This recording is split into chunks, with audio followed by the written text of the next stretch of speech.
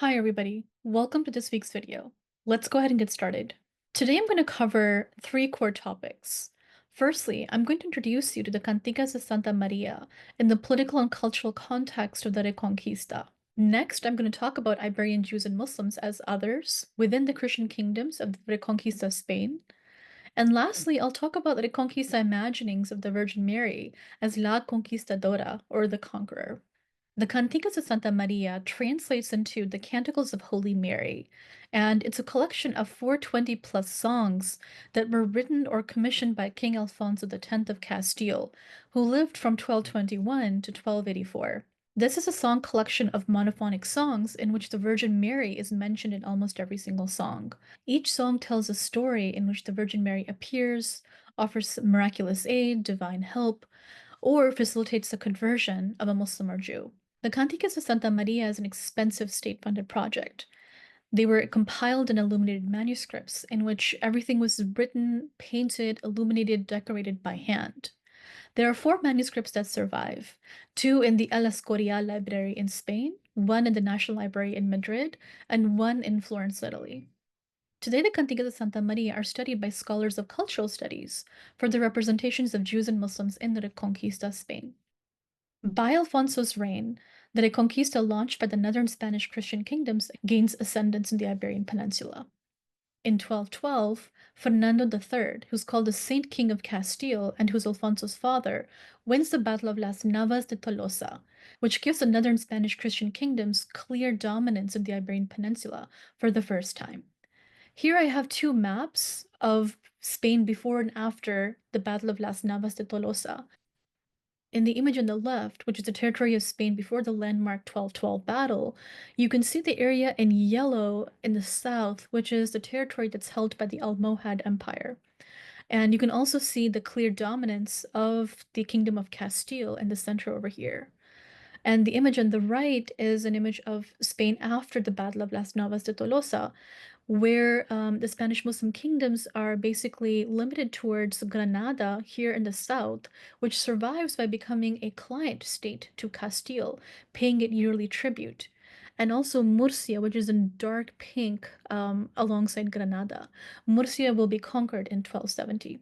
But in essence, by Alfonso's time, the writing is on the wall that the Reconquista will be completed.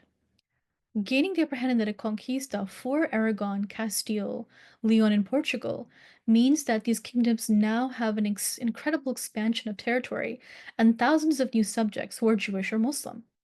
For these kingdoms, this creates a conflict between the Reconquista as a Crusades ideology of conquest and the traditions of convivencia, or the multicultural living together of Jews, Christians, and Muslims. Practically also, the Christians ruling over the newly conquered lands of southern Spain would need the skills of their new Jewish and Muslim subjects, whether in intellectual labor, agriculture, finance, metalworking, and many other areas. So, this tension between a Crusades mindset and the practical need for and traditional social impact of convivencia would shape the entirety of Alfonso's reign. Let's get into some background for Alfonso himself. Alfonso initially styled himself as a tolerant king who would continue the intellectual and cultural traditions of convivencia. Nevertheless, the later years of his rule were marred by increasing authoritarianism and intolerance against the Jewish and Muslim minorities of Castile.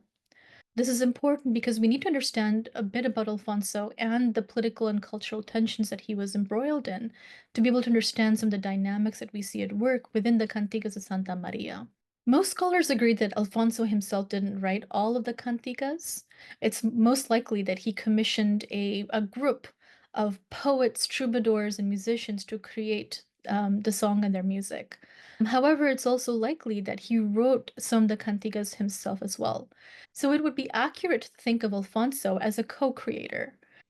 In addition to the cantigas, he wrote or commissioned a number of other monumental texts. This includes the Siete Partidas, his code of law for Castile, and the Historia de España, or the history of Spain, which tells the history of the Iberian Peninsula from the perspective of the Reconquista.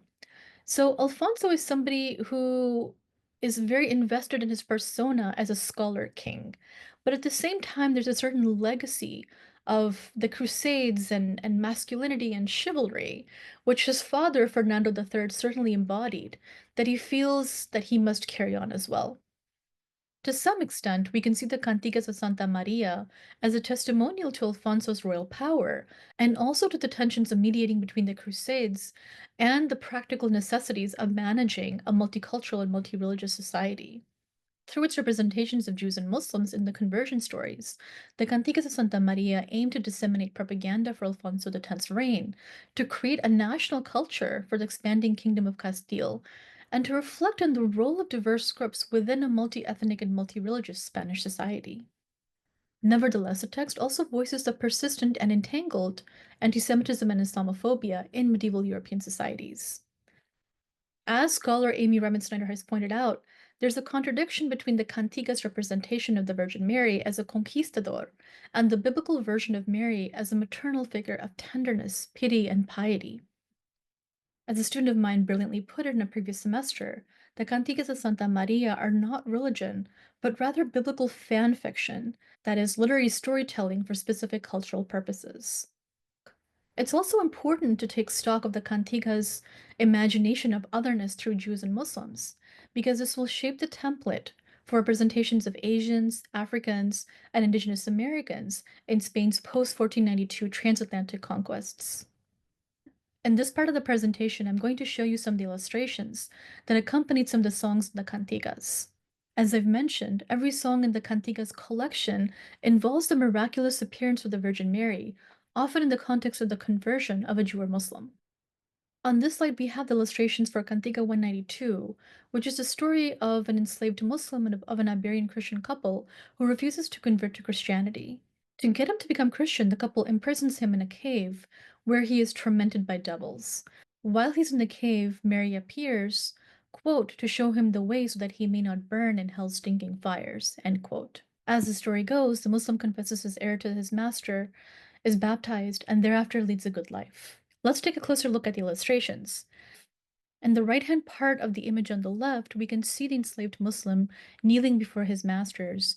And in the left part of the image, we can see the enslaved Muslim being tormented by the devils and represented by this devil here on the top, praying before the Virgin and asking for intercession.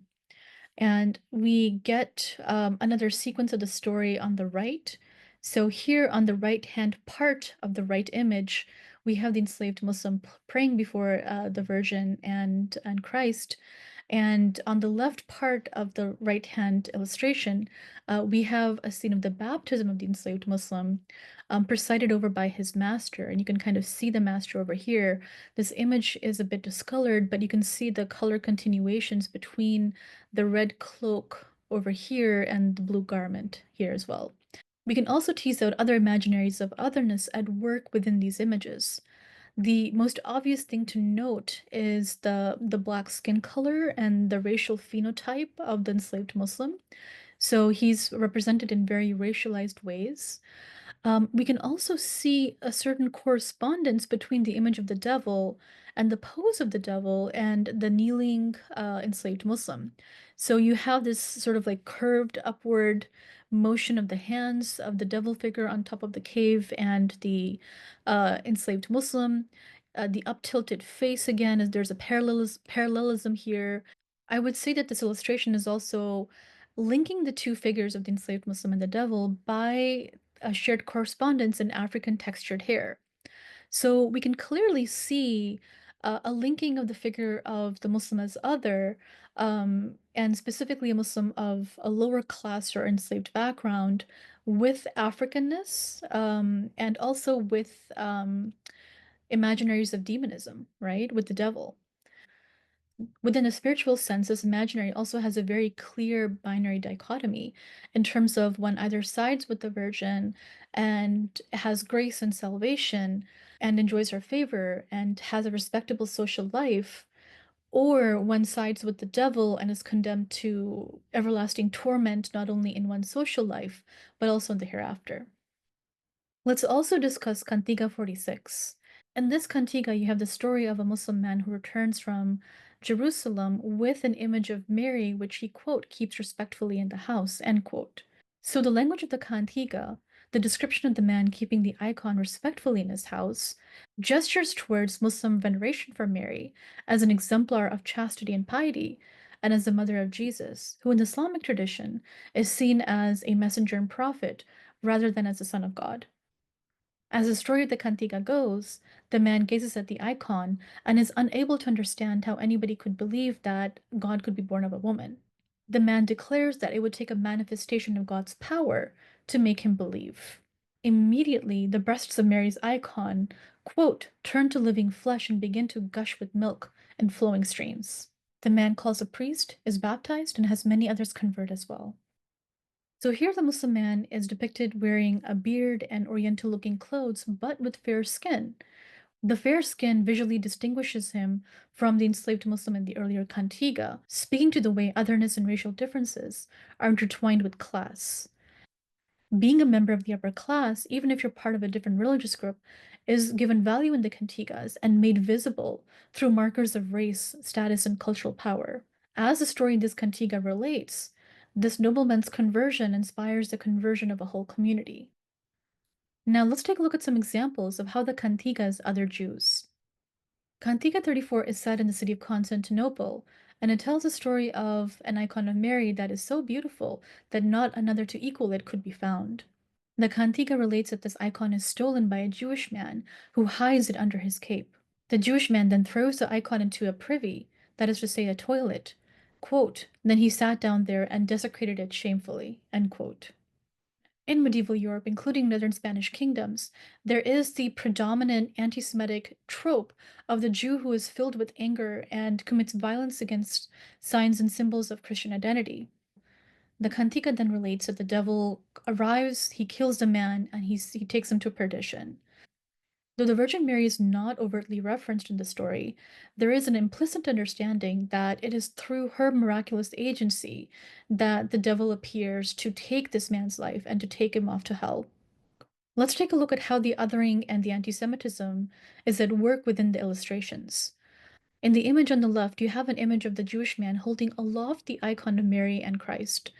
And you can see how large scale he is in comparison to the buildings. So again, if you've seen the Hagia Sophia or other remnants of Byzantine architecture in Istanbul, these are enormous monumental buildings. And so the size of this Jewish man in comparison to many of the buildings represents him as almost a monster figure, oversized, who almost dwarfs the city through his maliciousness and evil. He's also dressed in the iconic pointed hat. So this time you also have laws regulating clothing for Jews and Muslims as minorities. And so his hat is a reference to those kinds of clothing laws.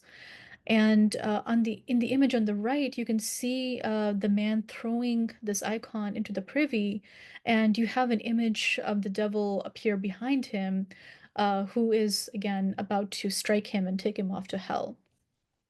So one thing to note in a lot of the anti-Semitic visual imagery and the textual imagery is that there's a clear intervention of masculinity in representations of the Jewish community. So you have, as we had with the enslaved Muslim man in the first Cantiga, you have this visual mirroring between the figure of the man and the black-colored devil figure. I'm just going to go to the next slide here. And so here, this image on the left-hand side, you can see the Jewish man being taken off to hell by the two devils. And again, we see the mirroring between the figure of the man and the devil in the back. So alongside the hat, we also have this other stereotypical anti-Semitic image of the pointed or the hooked nose. And so we can see a mirroring of the nose image between the man and the devil, as well as a mirroring of the beard, right, of the man and the devil. So as with the enslaved Muslim man, we can see this intertwining, this interlinking between figures of the racial other, who are men, and demonicness or demonism, where the linking is between the racialized characteristics of hair or skin color or features or clothes or beards, and the association of that with racial blackness that's being embodied in the devil figure, the demonic figure. There's a clear difference between otherness as represented and embodied by images of Jewish men versus Jewish women. In contrast, Jewish women are not demonized to the extent that Jewish men are, and are represented as more inclined to convert. This correlates with the Cantigas' visual representation of them as fair-skinned, beautiful, and visually similar to depictions of Christian women.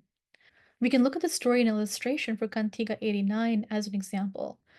This is a story of a Jewish woman who is delivering a baby and who is experiencing a lot of labor pain. As she was delivering the baby, she hears a voice that tells her to pray to the Virgin for assistance. And the woman somehow summons the strength to do so. The Virgin in the story hears her prayer and helps her in delivering the baby. So at the end of the Cantiga, the Jewish woman decides to convert to Christianity. Once again, the headdresses of the two women on the right sort of visually mark them as Jewish. You can see the long robes, you can see the white headdresses, and the woman on the left is visually marked as Christian. Her hair is partially exposed, her headdress is slightly different. And so again, it seems as if the Christian woman and the Jewish woman, sort of flanking the woman in labor, are helping her with the delivery. But you can also look at the visual similarity between all three women. They're all fair-skinned. They're beautiful. There's no visual marker in terms of facial features or coloring or anything like that that sets any of these women apart from one another. They're visually very similar.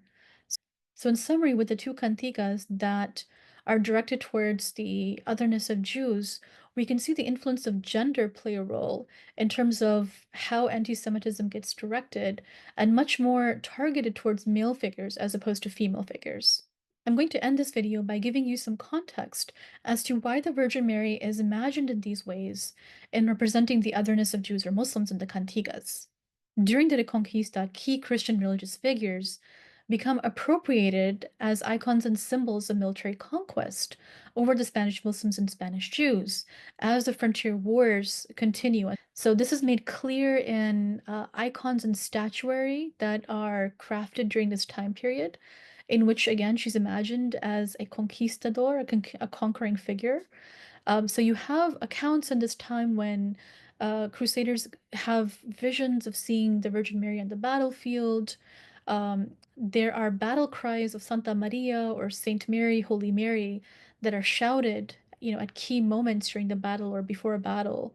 And icons and statues of her, beautifully dressed up and decked with jewelry, were and are still carried in the Spanish Semana Santa and other religious ceremonies that incorporate pageantry of the Reconquista.